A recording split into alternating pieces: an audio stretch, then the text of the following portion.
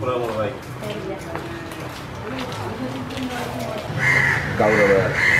ஸ்வஜானம் அண்ணவர்களே, இங்கே அமர்ந்திருக்கும் வடக்கு மாகாண உறுப்பினர்களே, இந்த உதய நிறுவனத்தை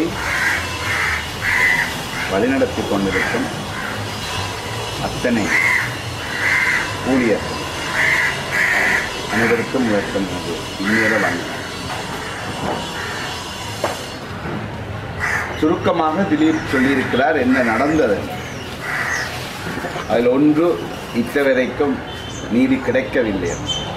நான் 2-3 நாட்களுக்கு முன்னர் தான் ஆசிரியரை கூப்பிட்டு சொன்னேன்,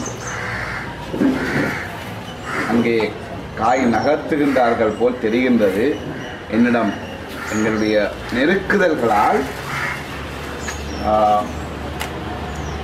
அதை ஏற்றுக்கொள்வதாக, எவ்வளவு தூரம் அவர்கள் செய்வார்களோ தெரியாது, ஆனால் பல வழிகளிலும் இருந்து அவர்களுக்கு நெருக்குதல்கள் போகின்றது அரசாங்கத்துக்கு.